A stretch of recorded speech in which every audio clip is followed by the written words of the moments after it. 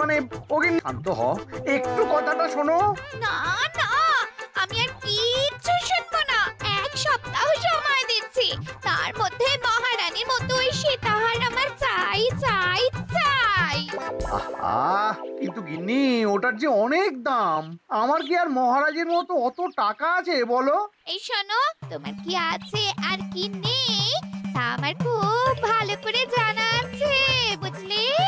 কিন্তু গিন্নি, একটা কথা কান খুলে শুনে রাখো, এবারে যদি তুমি ওই সীতাহার আমাকে গড়িয়ে না দাও, আমি তাহলে চিরদিনের মতো বাপের বাড়ি চলে যাব। এই আমি বলে দিলাম। আচ্ছা ফাঁপড়ে পড়লাম আমি, কি যে করি। দূর, আর ভালো লাগে না।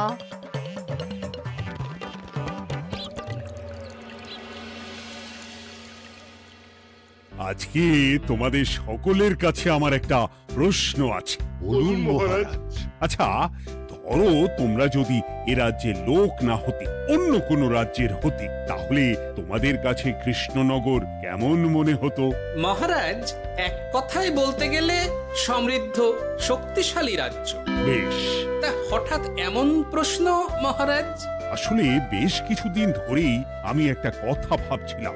ঈশ্বরের দয়ায় আমাদের সবই আছে, তবু রাজ্যকে আরো শক্তিশালী ও অন্যান্য রাজ্যের সাথে সুসম্পর্ক বজায় রাখা একটা রাজধর্মে পড়ে। ঠিক বলেছে।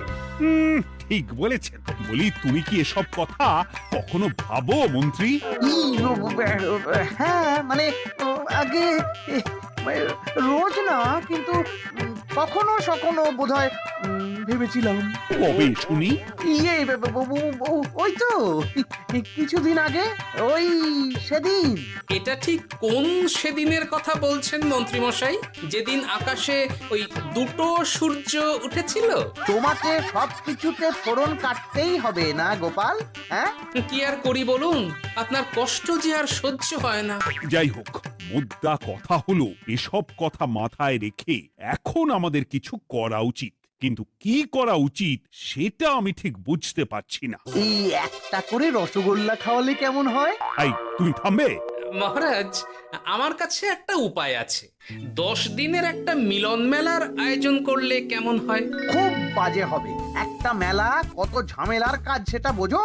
একেই কত খরচ, তার উপর আবার অনেক লোক।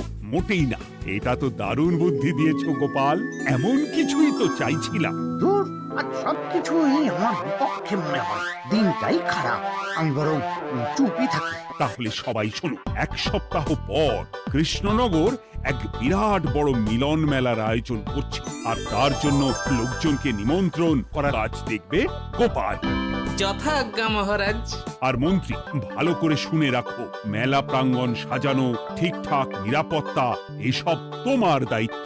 আচ্ছা, কিন্তু বলছিলাম যে সবকিছু ভালো করে করতে গেলে খরচও তো। ওসব নিয়ে তোমাকে চিন্তা করতে হবে না। যত খরচই হোক আমাকে বলো, আমি দেব।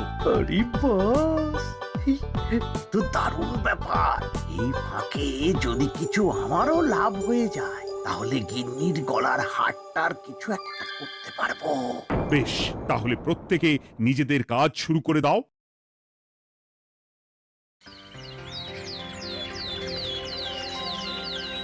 শোনো শোনো শোনো, 1 সপ্তাহ পর কৃষ্ণনগর মেলা প্রাঙ্গণে অনুষ্ঠিত হতে চলেছে 10 দিন ব্যাপী মিলন মেলা।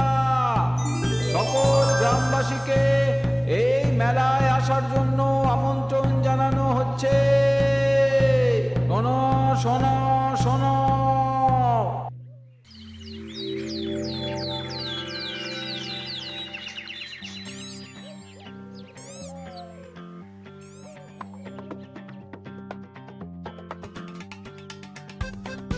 বাহ বাহ বাহ, ঠিক যেমনটা চেয়েছিলাম তেমনটাই হয়েছে। আর এসব কিছুর জন্য আমি গোপালকে ধন্যবাদ জানাতে চাই। কি যে বলেন মহারাজ, এই কৃষ্ণনগর তো আমার নিজেরই পরিবার। সেসব আমরা খুব ভালো করেই জানি গোপাল। আদিক্ষেতা একেবারে উতলে পড়ছে। এসব দেখে গা জ্বলে যায়। তোমার এই এত ভালো বুদ্ধি দেওয়ার জন্য আমি তোমাকে 50টি স্বর্ণমোহর উপহার দিতে চাই। এটা কি হলো? এরকম হলে কিন্তু আমি খেলবো না। কেন মন্ত্রী, তোমার আবার কি হলো? আমিও তো মেলার আয়োজন করেছি, তাহলে গোপাল একা কেন উপহার পাবে? সে তো মেলার জন্য অনেকেই কাজ করেছে, কিন্তু আসল বুদ্ধিটা তো দিয়েছে গোপালই। মন্ত্রী মশাইয়ের বোধহয় খুব হিংসা হচ্ছে। ঠিক আছে মহারাজ, আপনি বরং এই উপহার সকলের সাথে ভাগ করে দিন। না গো, কোনো ভাগ চাই না। তোমার উপহার তুমিই রাখো। যত সব।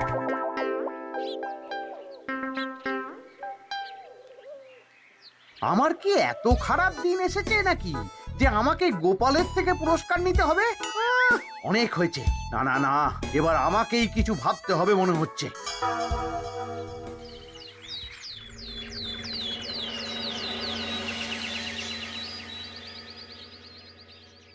আমার আমার সব শেষ হয়ে গেল গো, সব শেষ হয়ে গেল।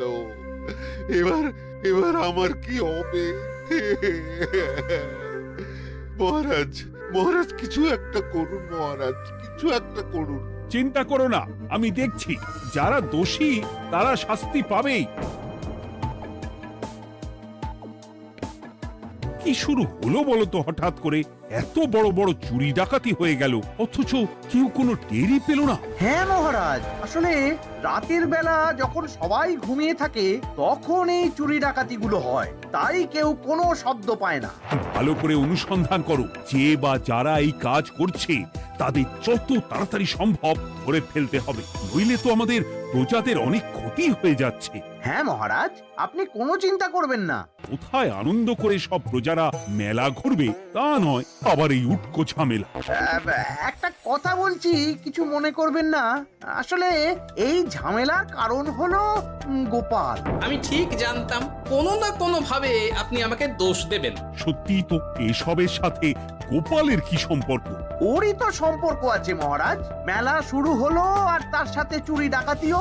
আর যদি গোপাল মেলার বুদ্ধিটা না দিত তাহলে রাজ্যে এত চুরি ডাকাতিও বাড়তো না। মানছি মন্ত্রী মশাই, মেলার বুদ্ধিটা আমার, কিন্তু মেলার নিরাপত্তা রক্ষা তো আপনার দায়িত্ব ছিল। যদি মেলা থেকেই এই ঝামেলা শুরু হয় তাহলে তো আপনার কাজেও ফাঁক আছে। মুখ সামলে কথা বলো গোপাল। আহ, তোমরা একটু থামবে? এখন নিজেদের মধ্যে ঝামেলা করার সময় নয়। সবাইকে একসাথে কাজ করে আসল চোর ডাকাতদের ধরতে হবে, তারপর বোঝা যাবে কার দোষ ছিল আর কার নয়। আগে মহারাজ।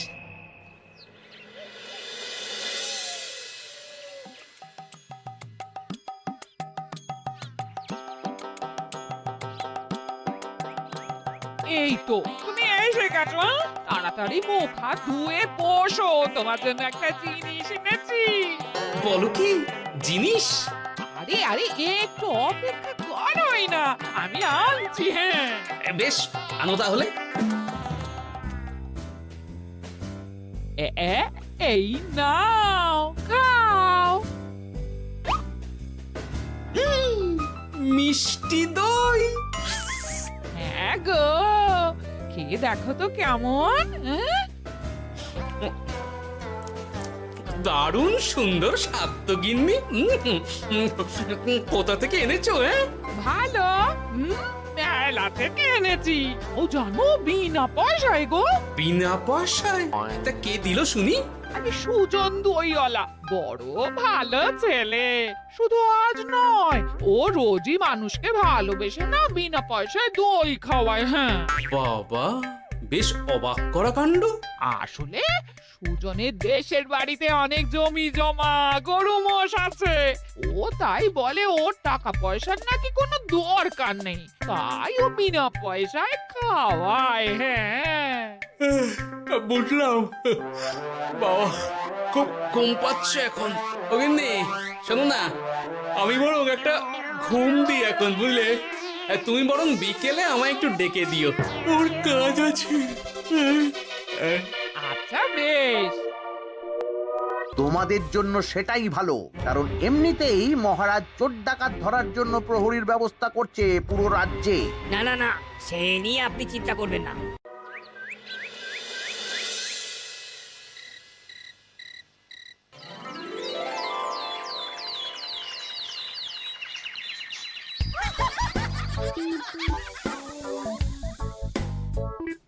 কই গো ওরে আর কতক্ষণ ঘুমোবে সকাল তো হয়ে গেল সে কি গিন্নি, সকাল? তোমাকে যে আমি কতবার বললাম আমাকে বিকেলে ডেকে দেবে। তা বলি কবেকার বিকেল, গতকালে না আজকে? তা তোমার বুদ্ধিতে কি বলে গিন্নি? আমার বুদ্ধি নিয়ে কথা বলো, আগে নিজের ঘুমকে দেখো। গতকাল বিকেল থেকে ডেকে ডেকে গলা ব্যথা হয়ে গেল, কিন্তু ওনার ঘুম আর ভাঙে না। হতেই পারে না। পারে না? ওদিকে কাণ্ড দেখো, রাতের খাবার পর্যন্ত পড়ে আছে। হ্যাঁ, আজব কাণ্ড। যাই হোক, অনেক দেরি হয়ে গেছে বুঝলে, আমাকে এক্ষুনি রাজসভার জন্য বেরোতে হবে।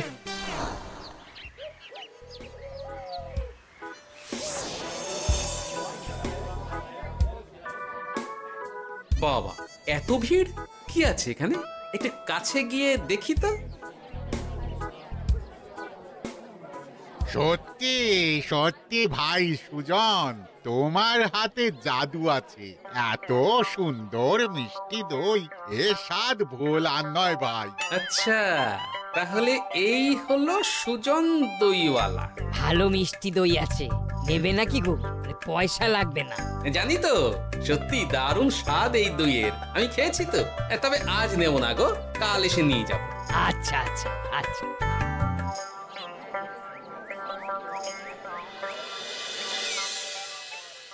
আর কোনো নতুন খবর পেলে ওই ডাকাতদের ব্যাপারে? না মহারাজ, এখনো ঠিক ধরতে পারিনি। ওরা বোধহয় বুঝতে পেরে গেছে যে আমরা খোঁজ করছি।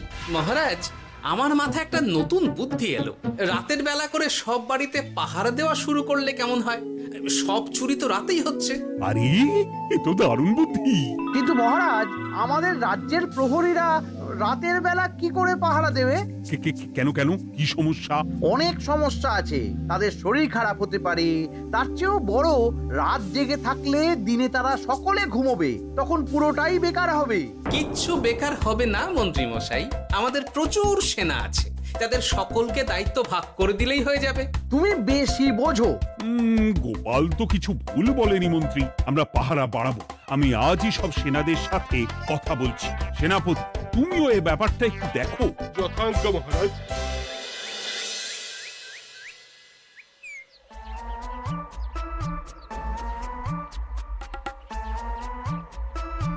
চোর ডাকাতদের ধরার জন্য যদি একটা সূত্রের হদিশ পাওয়া যায় তাহলেই কেল্লা ফতে, কিন্তু সেটাই পাওয়া যাচ্ছে না বলেই এত সময় লাগছে। আরে, ওটা মন্ত্রী মশাই মনে হচ্ছে না? আড়ালে দাঁড়িয়ে এরকম কার সাথে কথা বলছে?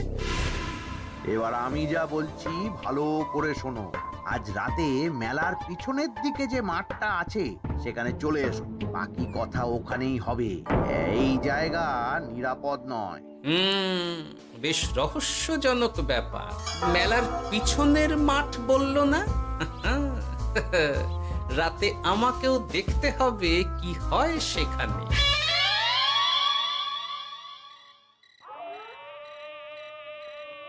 উফ, কি মশা রে বাবা! কখন থেকে দাঁড়িয়ে আছি, মন্ত্রী মশাইয়ের পাত্তা নেই কেন?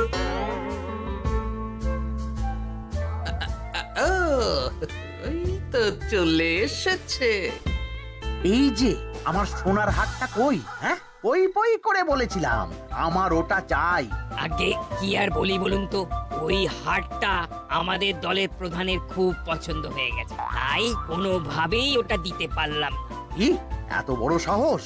আমার বলার পরেও তুমি এরকম করলে? বড় ভুল হয়ে গেছে মন্ত্রী মশাই, এবারের মতন ক্ষমা করে দিন, আর হবে না, এই কথা দিচ্ছি। তোমাদের জন্য সেটাই ভালো, কারণ এমনিতেই মহারাজ চোর ডাকাত ধরার জন্য প্রহরীর ব্যবস্থা করছে পুরো রাজ্যে। না না না, সে নিয়ে আপনি চিন্তা করবেন না, আমাদের ধরা পড়ার কোনো সুযোগই নেই, কারণ যে পরিমাণ ওষুধ আমি আমার দইতে মিশিয়ে দিই সেটা একবার যে খাবে মরার মতন ঘুমোবে। বাহ বাহ বাহ, সে তো খুব ভালো। করো করো। তার কোনো নতুন খবর পেলে? মেলা তো শেষের দিকে। হ্যাঁ, পেয়েছি। পাশের গ্রামের বলরাম নামে এক বড় মহাজন আছে, পরশু তার মেয়ের বিশাল ধুমধাম করে বিয়ে। শেষ একটা বড় দান মারতে পারলেই আপনার আমার দুজনেরই শান্তি। আচ্ছা, এই ব্যাপার তাহলে হ্যাঁ? এসব কিছুর পেছনে মন্ত্রী জড়িত। এইবার বুঝতে পারছি কেন রাতের পাহারাতে ওনার এত আপত্তি ছিল। কিন্তু ওই লোকটা কে? ঠিক আছে, এখন যাও, একটু সাবধানে কাজ করো আর আমার পাওনাটা ঠিকঠাক দিও, কেমন? সে কি সুজন দইওয়ালা? এবার আমার কাছে পুরো ব্যাপারটা পরিষ্কার হয়ে গেছে। না, কালই মহারাজকে সব জানাতে হবে, আর এদের হাতে নাতে ধরার জন্য একটা উপায় ভাবতে হবে।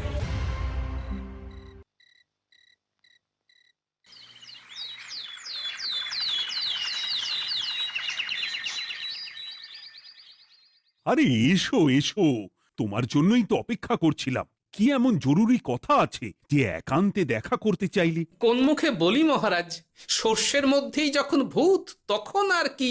মানে একটু খুলে বলো তো কি হয়েছে? আমাদের রাজ্যের এই এত বড় বড় চুরি ডাকাতির পিছনে কারা আছে সেটা আমি জানতে পেরে গেছি মহারাজ। হ্যাঁ, এ তো দারুণ খবর। তাহলে আমরা এখানে কি করছি? এখনই তাদেরকে গিয়ে বন্দি করি? না মহারাজ, আমাদের হাতে কোনো প্রমাণ নেই, তাই ওইভাবে বন্দি করতে পারবেন না। কেন বলো তো, কারা আছে পেছনে? সেটা আপনি নিজের চোখেই দেখে নেবেন পরে। তবে এটা জানিয়ে রাখি, আমাদের মন্ত্রী মশাইও যুক্ত আছেন। কি? আমাদের মন্ত্রী? এত বড় বিশ্বাসঘাতকতা! আমি এখনই নিজের হাতে ওকে বন্দি করতে চাই। না না না না মহারাজ, সেটা করলে বাকি ডাকাতদের ধরতেই পারবেন না। তাহলে উপায়? আমি জানতে পেরেছি এই ডাকাতদের পরের নিশানা হলো পাশের গ্রামের বলরাম মহাজনের বাড়ি। বলরাম মহাজন? কাল তোর মেয়ের বিয়ে, আমাদেরও তো নিমন্ত্রণ আছে সেখানে। তাহলে তো আরোই সোনায় সোহাগা। শুনুন মহারাজ, আমার মাথায় দারুণ এক বুদ্ধি এসেছে। সে কি? হ্যাঁ, আপনি কোনো চিন্তা করবেন না, আমি শুধু যা বলছি সেটা করুন, বাকিটা আমি সামলে নেব। তবে দেখবেন যেন মন্ত্রী মশাই এসবের কিচ্ছুটি টের না পায়। বেশ বেশ বেশ।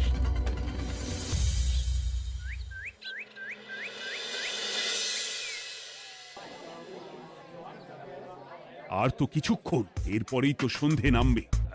তোমার সবকিছু তৈরি তো? হ্যাঁ মহারাজ।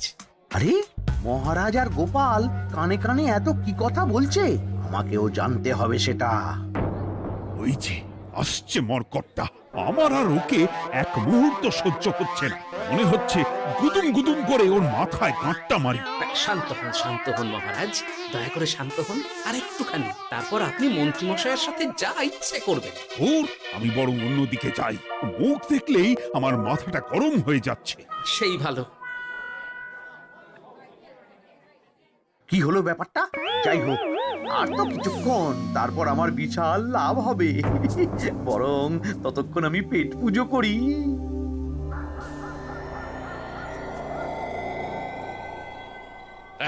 যা যা দামি জিনিস আছে সব দিয়ে দে। এই তো খেলা শুরু। এবার আর আমায় পায় কে? ও বাবা, এরা আবার কারা? সত্যি গোপাল দারুণ চাল চেলেছে।